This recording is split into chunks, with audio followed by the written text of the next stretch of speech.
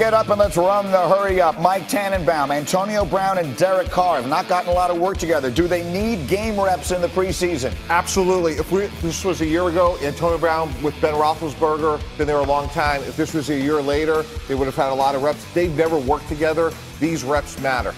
That's run the hurry up to the Jets. Le'Veon Bell will not play in the preseason. He says he wants his teammates to hit him in practice so he can get his body acclimated to contact. Swagoo, you want to take on NFL Live about this. Yeah, because Le'Veon Bell is smart.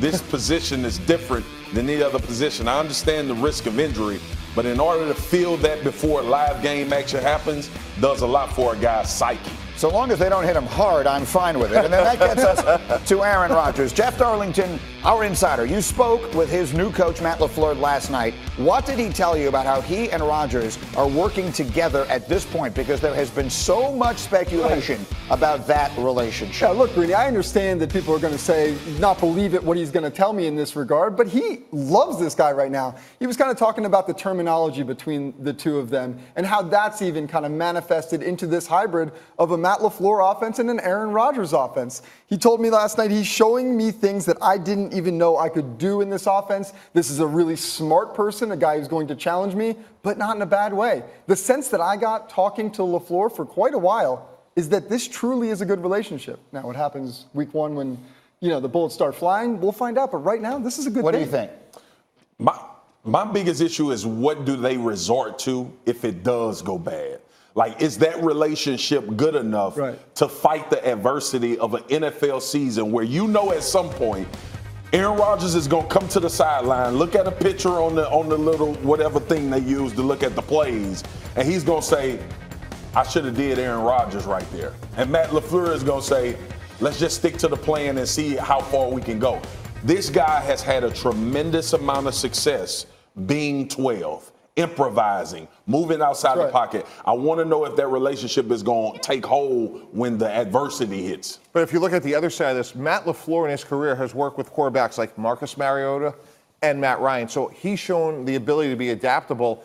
And let's face it, if you look at what Aaron Rodgers did last year, his game as a play-action thrower really went down dramatically. And that's something Matt LaFleur has done really well in his career. So I think that's an area for Aaron Rodgers to actually get better, is in this modern-day offense to be able to be better as a play-action passer. What will happen is still intriguing to me, but what has happened is simply a narrative. At this point, these two men are getting along. I get that. And listen, you can't complain that the old offense wasn't scheming anybody open and then complain that you don't want to run the new offense if it's scheming people open. It will be very interesting to watch. Meanwhile, the college football season, as you may or may not realize, is just 2 days away from starting in earnest. And so Laura has put together sneaky big news for those of you who haven't been paying attention. Rutledge, take it away.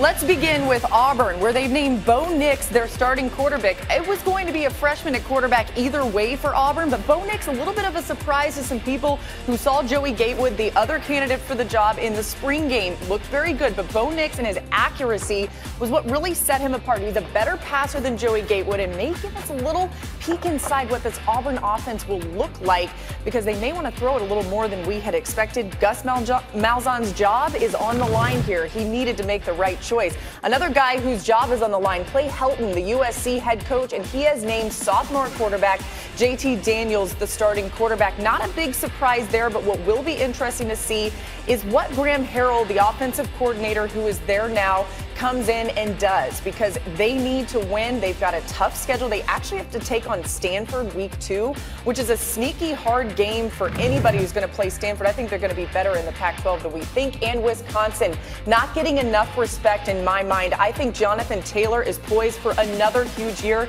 The running back has consistently been in talks for the Heisman conversation.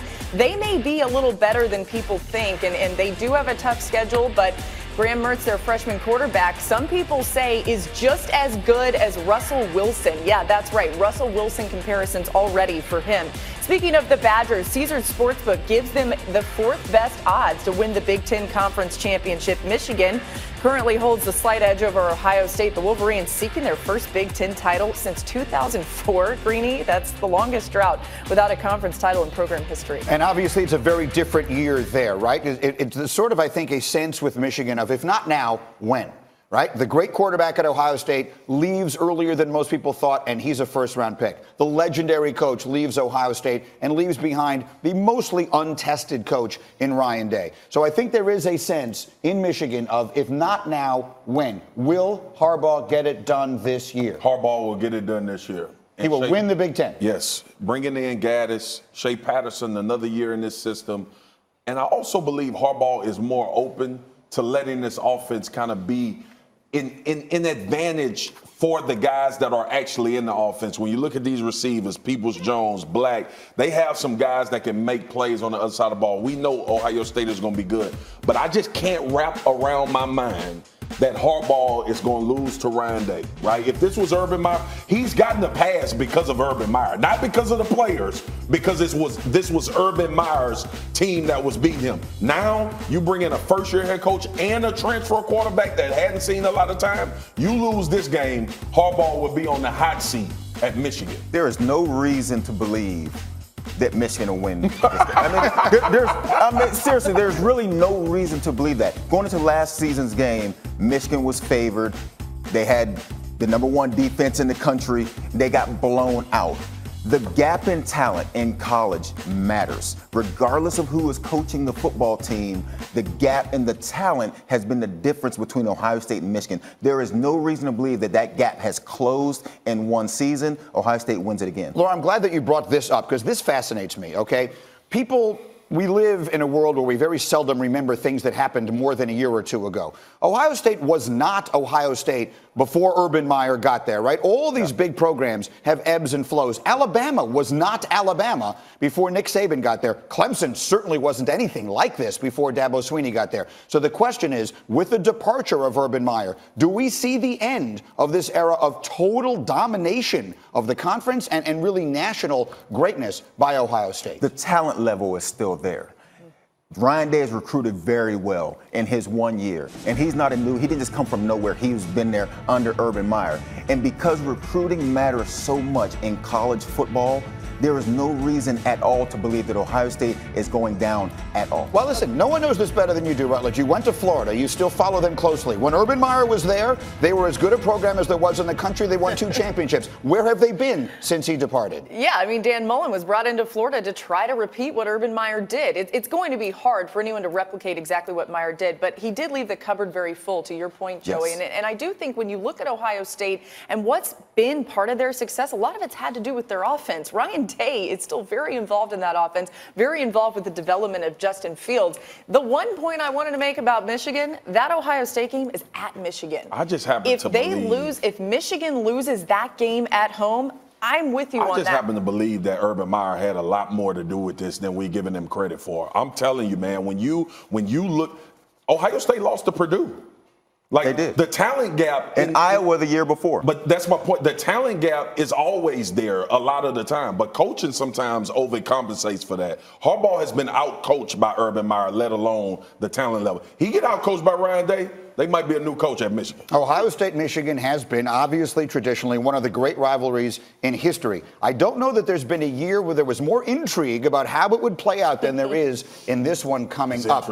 It is college football's 150th season, and it kicks off with a high-profile matchup in Orlando. Rutledge will be there for 8th-ranked Florida taking on Miami. That's Saturday night. You'll see it 7 o'clock Eastern on ESPN, and you can watch it live on the ESPN app.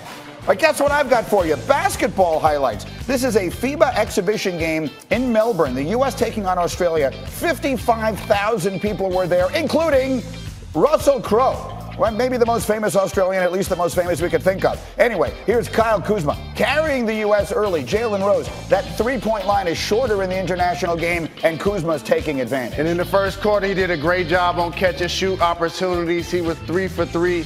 Getting Team USA off to a good start. Here's what I love about Jalen Rose. You were up at 5:45 this morning watching this game, and so you would see Jason Tatum in the corner. They called that a heat check. If you notice, there's a lot of catch-and-shoot action from Team USA. That's when they're at their best, when they're doing a lot of driving kicks. They would start pulling away in this game. This is Kuzma again in the third quarter. He would score 12 points. He's doing a great job of keeping himself in shape, understanding this Team USA opportunity can carry over to what's going to be anticipated in L.A. this year. Yeah, and a lot expected from him. And then they're turning defense defense into offense. It's Tatum with the alley and Jaylen Brown with the oops. So those teammates getting it done. Not pictured. Kemba Walker scored 23 points on 9 of 22 shooting, and the USA would win this game easily. Again, this one didn't count in the tournament. It's just an exhibition game. But there's been so much talk about this team, and all of the conversation is about who isn't there. How significant is that, and what do you think real expectations are here? It shouldn't be significant that the elite level players, the all NBA, the MVP level players aren't participating. They've already had their opportunity.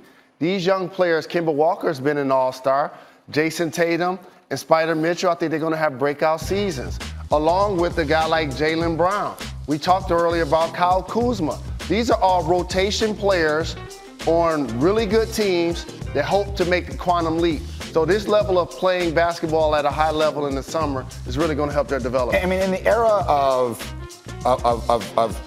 players sitting out healthy, not load management, excuse me, I don't know why I blanked on that phrase for a moment there, and all of that, asking these guys to play this much in the summer in this organized fashion, do you think that is going to be complicated going forward? I think it's going to be complicated going forward because of what you said. You're requiring them to play 12 months of basketball in theory. If you notice, most of the guys on that team, they haven't necessarily got their big deals yet. Middleton got paid, Kemba got paid this summer. Right. Okay, so as we see this progressing, I do think they're going to infuse new blood, and I think so. You know who's on the sideline, right? Coach Pop, Steve Kerr, and Jay Wright. I think if they have enough time to work with the team, we'll bring home the gold medal. Yeah, winning the gold medal and getting some good experience perhaps for some players who could use it. Don't miss soccer. MLS Heineken Rivalry Week kicking off in Kansas City. Sporting KC taking on Minnesota United, which is sitting second in the West. That's tonight, 9:30 Eastern on ESPN, and it's on the ESPN app. All right, as we continue, Antonio Brown is back in camp and saying all the right things, but are he and John Gruden really on the same page? That answer and more in our next hour. Get Up on ESPN.